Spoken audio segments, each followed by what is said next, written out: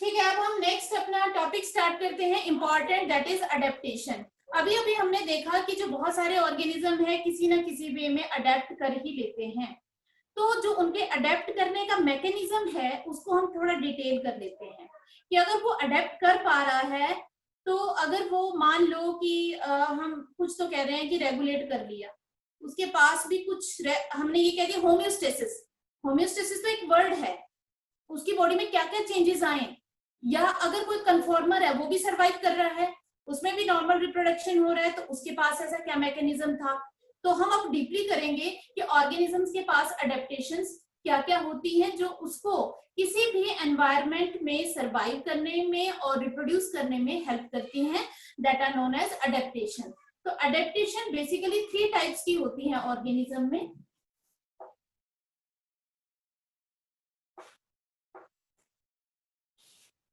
कौन कौन सी है, दैट आर फिजियोलॉजिकल,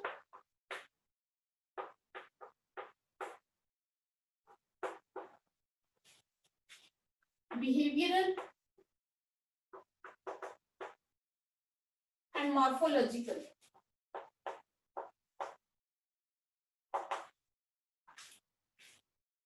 ये 3 तरह की अडेप्टेशन होती है बेसिकली। ये 3 वर्ड्स को अगर आप समझ जाएंगे तो आप इजीली आपको याद रहेगा कि आप कौन सी अडेप्टेशन पढ़ रहे हैं। कई बार बच्चे वर्ड में कंफ्यूज रहते हैं, क्या मीनिंग है इनका। फिजियोलॉजिकल का मीन है कि उनके बॉडी के अंदर कोई मैकेनिज्म है, कोई केमिकल रिएक्शन है, उसमें चेंज आया, उसकी वजह से वो सरवाइव कर गया। उसके सेल में कोई चेंज आया, उसके टिश्यू में कोई चेंज आया, उसके अंदर के मेटाबॉलिज्म में कोई चेंज आया, तब वो सरवाइव कर गया। जैसे मैं एक एग्जांपल देके चलूंगी, उसके बाद मैं डिटेल करूंगी ताकि आपको परमानेंटली याद रहेगा फिजियोलॉजी क्या होती है। आपने सबने पढ़ा है ह्यूमन फिजियोलॉजी। फिजियोलॉजी का मतलब होता है हमारे इंटरनल ऑर्गन्स और उनकी working, that one is known as physiology. तो उनकी फिजियोलॉजी में चेंज आए। अब आपने लास्ट ईयर पढ़ा होगा कि काउंटर करंट मैकेनिज्म आप सभी ने पढ़ा है। उसमें बताया जाता है कि काउंटर करंट मैकेनिज्म किनमें होता है, जो ऑर्गेनिज्म टेरेस्ट्रियल होते हैं उनमें ये मैकेनिज्म होता है, ताकि वाटर का जो बॉडी से है लॉस कम से कम हो। तो उस केस में जो यूरिन है वो बहुत ही कंसंट्रेटेड यूरिन की फॉर्मेशन होती है ऑर्गेनिज्म में by means of counter current mechanism. तो ये फिजियोलॉजिकल चेंज है, जो उसकी बॉडी में कुछ मेटाबॉलिज्म में कुछ केमिकल रिएक्शन में चेंज आया जिसकी वजह से उसको बेनिफिट मिला, that one is physiology. Behavioural, उसने सोचा कि मैं ऐसा कर जाता हूँ, उसके बॉडी टिश्यूज का ऐसा कोई रोल नहीं था, जैसे माइग्रेट कर गया, वो उसका बिहेवियर है कि जब भी कोई कंडीशन ऐसी आती है वो माइग्रेट कर जाता है। तो माइग्रेशन के जितने भी आएंगे, जैसे मूवमेंट के आते हैं इसमें बिहेवियरल में कि वो मूव कर गया, या फिर जैसे हाइबरनेट कर गया, चला गया वहां से एक प्रॉपर प्लेस में चला गया, एस्टिवेशन चले गई, वो एक ऐसी चीज में चला गया। या हम कहें जैसे कोई ऑर्गेनिज्म है वो नाइट टाइम में ही बाहर निकलते हैं, डे टाइम में बाहर नहीं निकलते, क्योंकि डे टाइम में वहां पे जैसे अब डेजर्ट्स की बात करें तो डे टाइम में आपको पता है वहां टेम्परेचर बहुत ज्यादा होता है, तो ऑर्गेनिज्म ज्यादातर अपने बरों के अंदर ही रहते हैं। तो वो बिहेवियर है उनका, उन्होंने अपने बिहेवियर में चेंजेस ले आए। वो क्या करने लगे अब कि वो डे टाइम में जो है वो निकलते ही नहीं है बाहर, वो नाइट टाइम में ही आते हैं। अगर वो प्रेडेशन भी करना हो तो वो नाइट टाइम में प्रेडेशन करेंगे, ठीक है। ये होता है बिहेवियर। तो मॉर्फोलॉजिकल किसको कहा जाता है, चेंजेस कि जो उनके स्ट्रक्चर में वो चेंज करते हैं। जैसे हालांकि कुछ ही है आपके सिलेबस में, लेकिन तीनों का मीनिंग आपको पता होना चाहिए। मॉर्फोलॉजी, जैसे उसने स्ट्रक्चर को चेंज करना तो इंटरनल डेथ के अकॉर्डिंग होता है, लेकिन कई इंसेक्ट्स होते हैं वो अपने आप को कहीं पे भी बचाना हो तो इस तरह से बैठेंगे, इस तरह की पोजीशन में, देखने में वो लगेगा स्कॉर्पियन है, होता वो कोई और इंसेक्ट है, वो इस पोजीशन में बैठेगा कि जैसे स्कॉर्पियन होता है। या एक और होती है इंसेक्ट, मेरे को ध्यान नहीं आता उसका नाम क्या है, ध्यान नहीं आ रहा, वो उसकी तरह की जो है पोजीशन लेके बैठ जाते हैं कि हम वो हैं ताकि प्रीडेटर हमें ना खाए, प्रीडेटर हमसे डर जाए। तो वो होती है मॉर्फोलॉजी। उसने अपने स्ट्रक्चर को इस तरह से बेंड बुंड करके वो इस तरह से बैठा है कि उसको कोई पहचान ही नहीं पाए। उसने अपनी मॉर्फोलॉजी बाहर से उसकी जो स्ट्रक्चर था उसमें उसने दिखाया ऐसा कि वो नहीं है अपने आप को बचाने के लिए। तो ये 3 तरह की हो गई, physiological, behavioural and morphological adaptations. Definitions नहीं लिखवाऊंगी, बता दिया मैंने आपको। फिजियोलॉजिकल, जिसमें कोई भी ऑर्गेनिज्म के मेटाबॉलिज्म में, उसके सेल में, उसके टिश्यू में चेंजेस आते हैं that help into pass the stressful condition. और बिहेवियरल जिसमें वो उसके बिहेवियर के अकॉर्डिंग अपने बिहेवियर को ही चेंज कर लिया उसने कि भाई मैं ऐसा करूंगा ही नहीं, अब मैं दिन को बाहर निकलूंगा ही नहीं, अब मैं नाइट टाइम में ही जो है प्रेडेशन के लिए बाहर आऊंगा ताकि जो है मैं इस टेम्परेचर से बच पाऊं।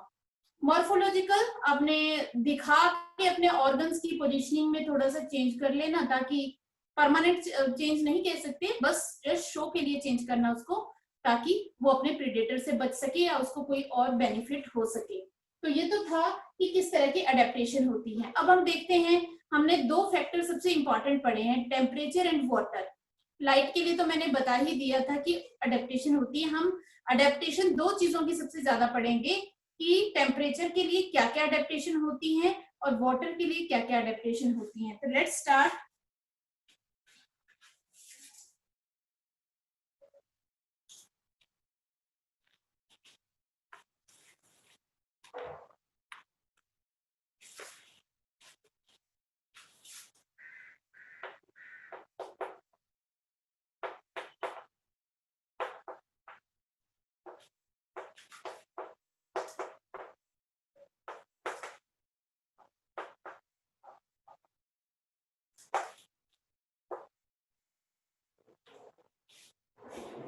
Adaptations with respect to temperature. Temperature के लिए ऑर्गेनिजम्स में क्या क्या अडेप्टेशंस होती हैं। तो सबसे पहले हम करेंगे बिहेवियरल अडेप्टेशन। अभी बताया मैंने बिहेवियर में।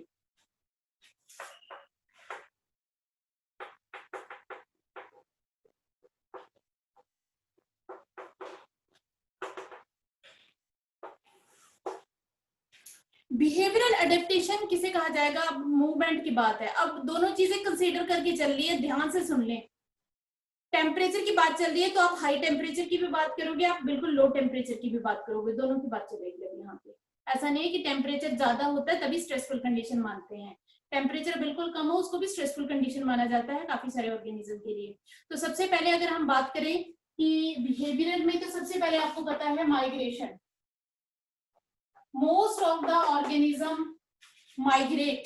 आप सिर्फ माइग्रेट नहीं लिखेंगे, आपको जो नोट्स मिलेंगे उसमें डिटेल पूरी दे रखी है, बट मैं बता रही हूँ कि जो बहुत सारे ऑर्गेनिज्म है वो जब भी टेम्परेचर ज्यादा या टेम्परेचर कम दोनों में, अब मैंने साइबेरियन क्रेन का आपको बताया था, वो था टेम्परेचर वहां कम था साइबेरिया में और यहाँ पे आगे नॉर्मल टेम्परेचर था। और टेम्परेचर हाई की भी बात होती है, जहां बहुत ज्यादा टेम्परेचर होता है वहां से भी बहुत सारे ऑर्गेनिज्म मूवमेंट करते हैं। तो ये तो आ गया जो है माइग्रेशन करते हैं। दूसरा है, इसमें आप एग्जांपल देंगे जब आप लिखेंगे, इसमें आता है हाइबरनेशन एंड एस्टिवेशन।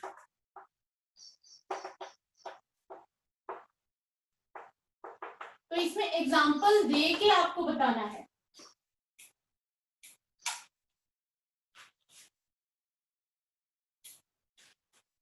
तो इसमें क्या है, हाइबरनेशन और एस्टिवेशन में क्या होता है आपको बता दिया है मैंने कि जो ऑर्गेनिज्म है वो मूव कर जाते हैं उस एरिया से और वो एक ऐसे प्लेस पे चले जाते हैं जहां पे जाके वो अपनी एक्टिविटी को होल्ड करके उस कंडीशन को पास कर लेते हैं। दैट मीन आल्सो हाइबरने जो माइग्रेशन है मूवमेंट है, इसमें आपको मूवमेंट ही देखने को मिलेगी। अब एक और है एग्जांपल जो आपकी एनसीईआरटी में गिवन है, वो दोनों एग्जांपल दो हैं और दोनों आपको याद रखने हैं। कंगारू रैट,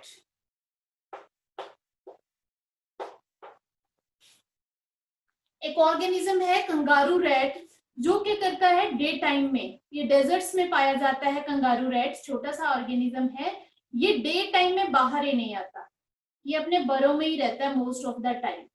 तो ये क्या कर रहा है अपने बिहेवियर के कारण, इसने बिहेवियर में चेंज लाया, ये बाहर ही नहीं आऊंगा। तो डे टाइम में ये अपने बरों में ही रहता है और नाइट टाइम में ही ये बाहर आता है, जो भी इसको सीड्स खाने होते हैं उनके लिए नाइट टाइम में ही बाहर आता है। तो कंगारू रैट में ये देखने को मिलता है। इसके अलावा जो मैंने पहले भी एग्जांपल बताया था आपको, डेजर्ट लेजर्ड्स,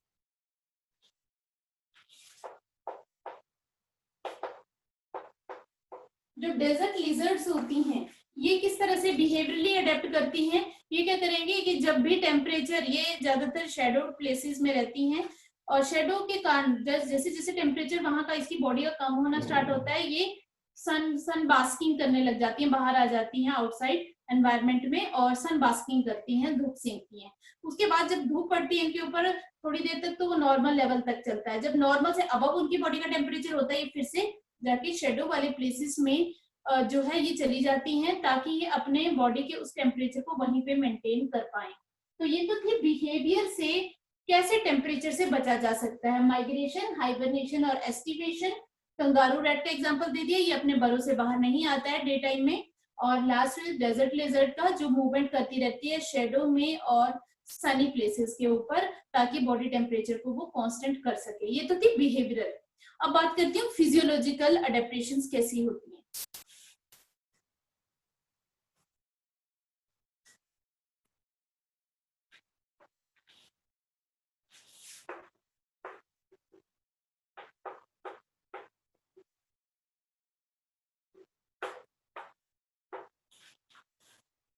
फिजियोलॉजिकल अडेप्टेशन, अब उस ऑर्गेनिज्म ने अपनी फिजियोलॉजी में कुछ ना कुछ चेंज किया।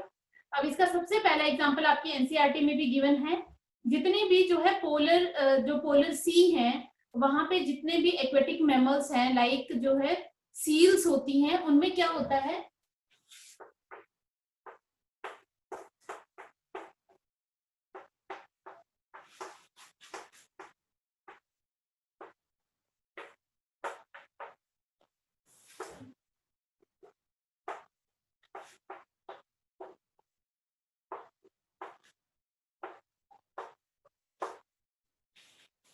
उनके पास उनकी स्किन के अंदर जो है एक फैट की लेयर होती है, जिसको क्या कहते हैं, ब्लबर,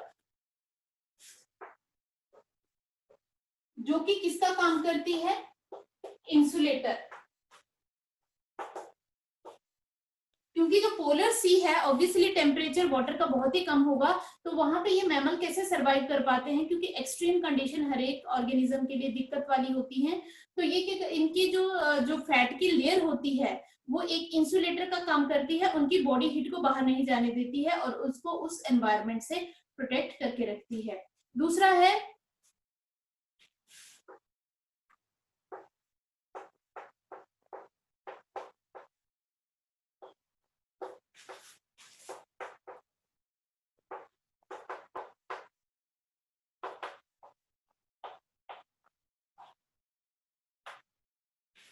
जब भी टेम्परेचर बहुत ज्यादा कम होता है या बहुत ही कम होता है, तो उस टाइम पे जो जितने भी ऑर्गेनिज्म है, उनमें जो ब्लड की सप्लाई है वो मैक्सिमम जो है इंटरनल ऑर्गन्स के लिए होती है एज कम्पेयर टू आउटर। क्योंकि आउटर पार्ट्स में अगर ज्यादा ब्लड सप्लाई जाएगी, उतना ही वहां से हीट का लॉस होगा। तो बाहर की ब्लड सप्लाई थोड़ी कम कर दी जाती है और इंटरनल ऑर्गन को ज्यादा हो जाती है, क्योंकि इंटरनल ऑर्गन जो है उनकी वर्किंग एफिशिएंसी से ही हीट जनरेट होगी। तो इस वजह से ये लो टेम्परेचर में इस तरह की अडेप्टेशन जो है उनमें देखने को मिलती है। नेक्स्ट है evaporative mechanism.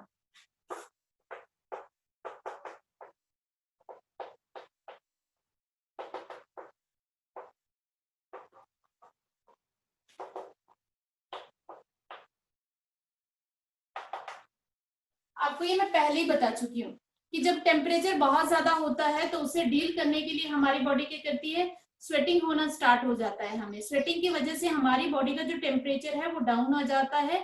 It means down का मतलब ये नहीं कि 37 के डाउन, मीन्स जो हीट अब्सॉर्ब कर रही है हमारी स्किन, उस हीट को बाहर निकाला जाता है ताकि वो बॉडी के टेम्परेचर को अफेक्ट ना करे। तो that is done by sweating. अब कई बार ये माना जाता है कि जो, अब कुछ एग्जाम्पल आपकी एनसीईआरटी में भी मेंशन नहीं है, लेकिन मैं आपको बता देती हूँ कि जैसे बहुत सारी फिशेस होती हैं जो पोलर सी में पाई जाती हैं, तो वो फिशेस कैसे सरवाइव करती हैं इतने कम टेम्परेचर में। क्या उनकी बॉडी के अंदर का जो वाटर है वो फ्रीज नहीं कर जाता? उनके अंदर स्पेशल प्रोटीन्स पाए जाते हैं, एंजाइम्स पाए जाते हैं, जिनको कहते हैं हम एंटी फ्रीज प्रोटीन्स, जिसकी हेल्प से उनकी बॉडी के जो स्ट्रक्चर है या जो भी कंपोनेंट हैं जो वाटर के साथ डील करते हैं, वो सारे के सारे फ्रीज नहीं करते हैं और वहां पे वो सरवाइव करते हैं।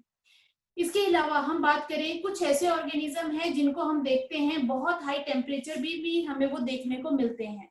आपने जब हम 11th क्लास में पढ़ते हैं आर्कीबैक्टीरिया, आर्कीबैक्टीरिया का सबसे कैरेक्टरिस्टिक फीचर माना जाता है कि ये हर तरह के एनवायरनमेंट में प्रेजेंट होते हैं। Deep hydrothermal vent, geysers, hot water springs, जहां टेम्परेचर 100 डिग्री सेल्सियस से ज्यादा होता है, वहां पे भी ये प्रेजेंट होते हैं। तो ये किस तरह से करते हैं,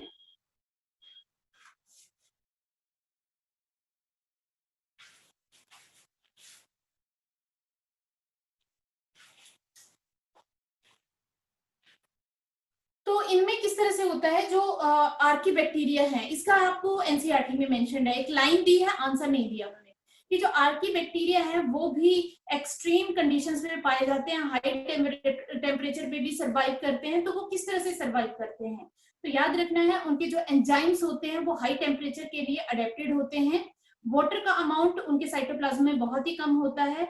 इन दो फैक्टर की वजह से वो जितना भी हाई एक्सट्रीम टेम्परेचर है उसके उनके ऊपर कोई फर्क नहीं पड़ता इस तरह के टेम्परेचर का। That is the reason how archaebacteria are present in every type of harsh condition at high temperatures also.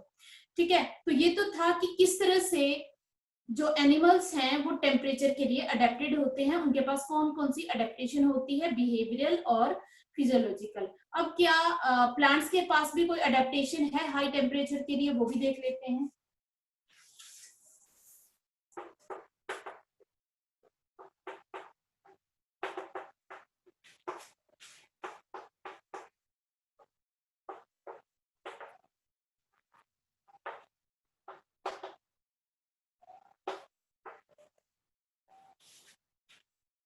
अब जो प्लांट्स होते हैं जब भी ज्यादा टेम्परेचर होता है तो वो हीट रेजिस्टेंट जो स्पोर्स होते हैं उनकी फॉर्मेशन कर देते हैं और सीड्स की फॉर्मेशन कर देते हैं, क्योंकि सीड और ये स्पोर्स टेम्परेचर रेजिस्टेंट होते हैं।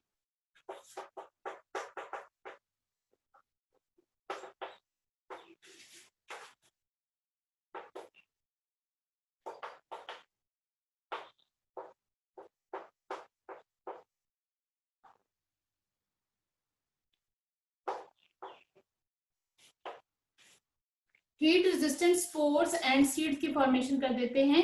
और इसके अलावा इनके जो प्रोपेग्यूल्स होते हैं प्लांट्स के, उनमें से जो वाटर होता है वो सारा का सारा बाहर निकल जाता है, वो बिल्कुल ड्राई सी फॉर्म में आ जाते हैं ताकि टेम्परेचर उनको अफेक्ट ना कर पाए। टेम्परेचर से बचने के लिए मोस्ट ऑफ द ऑर्गेनिज्म जो है अपने में से वाटर का रिमूवल करते हैं। ये आपको वैसे देखने को पता चल जाएगा कि जो सीड होता है अगर आप क्रश करें तो पाउडर फॉर्म में आ जाता है और आपको लगेगा ही नहीं इसमें कुछ लिविंग भी था, लेकिन उसमें सारा जो है लिविंग स्ट्रक्चर प्रेजेंट होता है, बट वो उसने अपनी डेवलपमेंट को होल्ड किया होता है by losing maximum of its water. तो ये तो था कि प्लांट्स कैसे टेम्परेचर से डील करते हैं। अब हम बात आ जाती है वाटर के लिए क्या क्या अडेप्टेशंस है ऑर्गेनिज्म।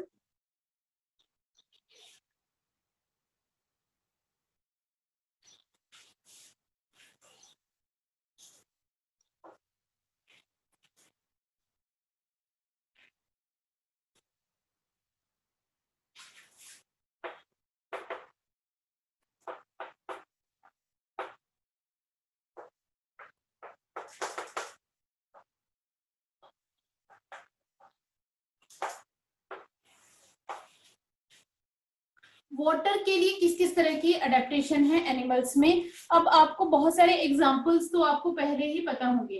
सबसे पहला अभी मैंने एक एग्जांपल दिया था अभी कंगारू रेट का, जो कि किस तरह से करता है, किस तरह से सरवाइव करता है बिहेवियरल वे, जो टेम्परेचर है उससे तो बचता है वो कि वो डे टाइम में बाहर नहीं आता। लेकिन वाटर, क्योंकि डेजर्ट एरिया में वो रह रहा है तो वहां वाटर की जो है स्कार्सिटी होती है, तो वो उससे कैसे डील करेगा। तो सबसे पहले हम कंगारू रेट की ही बात कर लेते हैं।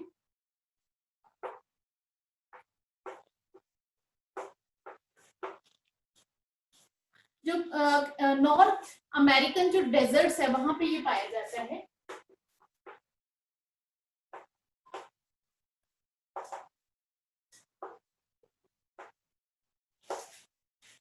तो यहाँ पे ये वाटर की डेफिशिएंसी से कैसे डील करेगा, क्योंकि बाहर तो आता ही नहीं है, पानी वहां पे वैसे ही नहीं होता।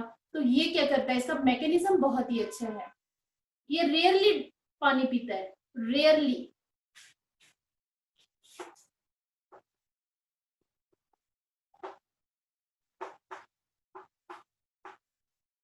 क्योंकि जहां ये रहता है वहां पे वैसे वाटर की कमी होती है, तो कैसे करेगा डील। तो इसके पास दो मैकेनिज्म है। पहला, it obtain water from the seeds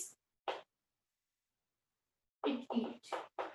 जो भी सीड जो है ये खाएगा उसी के वाटर को इसकी बॉडी यूटिलाइज करती है। और दूसरा, इसके अंदर जो फैट होता है, सभी ऑर्गेनिज्म में फैट होता है। जब वो उसका ब्रेकडाउन होता है, ऑक्सीडेशन होता है, तो उस एक प्रोसेस हम कहते हैं कि एक मैकेनिज्म है, बायोकेमिकल रिएक्शन है कि जब भी फैट का ब्रेकडाउन होता है तो उसमें वाटर रिलीज होता है, तो उसकी बॉडी उसी वाटर को यूज कर लेती है अपने लिए। Water formed by oxidation of fat is used by its body. ठीक है, इसकी बॉडी उसी को यूज कर लेती है, वही वाटर। और एक और, अब ऑब्वियसली एक और मैकेनिज्म इसको रखना पड़ेगा क्योंकि पानी तो ये बहुत ही कम पीता है या रेयरली, बहुत रेयरली। तो एक और है formation of concentrated urine.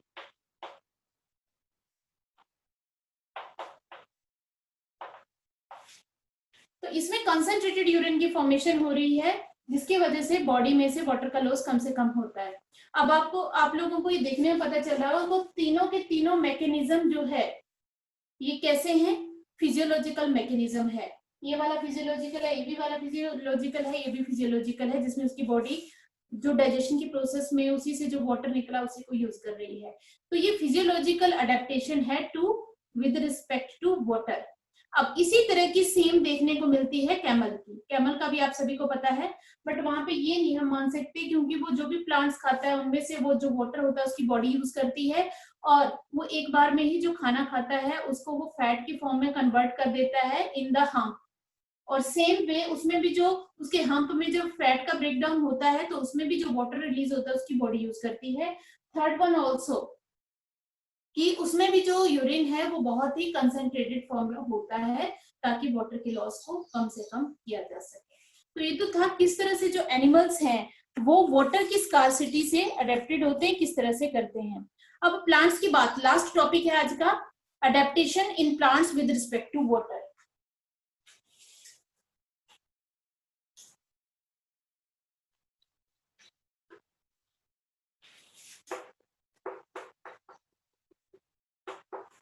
Plants किस तरह से सरवाइव करते हैं वाटर की स्कार्सिटी में। तो सबसे पहला ऑब्वियसली कि अगर वाटर की स्कार्सिटी है तो वो डेजर्ट एरिया ही होते हैं ज्यादातर, तो इनमें क्या होती है थिक क्यूटिकल और वैक्सी लेयर बहुत ही थिक होती है इनके ऊपर ताकि वाटर का लॉस कम से कम हो सके। दूसरा, जो इनके स्टोमेटा होते हैं are present in deep pits। पिट्स का मतलब अगर ये लीफ का सरफेस है तो यहाँ पे स्टोमेटा की सेल्स प्रेजेंट होगी डीप पिट्स में, बीच में, ताकि वो डायरेक्ट एनवायरनमेंट के टच में ना आए। डीप पिट्स में प्रेजेंट होंगे तो वाटर का लॉस कम से कम होगा, ट्रांसपिरेशन होता है प्लांट्स में। इसके अलावा थर्ड, आप सभी को पता है कि जो उनके लीव्स होते हैं इन प्लांट्स के वो रिड्यूस हो जाते हैं and they are converted into spines, ताकि सरफेस एरिया कम हो गया, वाटर का लॉस भी कम होगा। तो उनमें जो फोटोसिंथेसिस होती है वो किसके थ्रू होती है, उनका जो स्टेम होता है वही फोटो, आपने ओपेंशिया देखा होगा,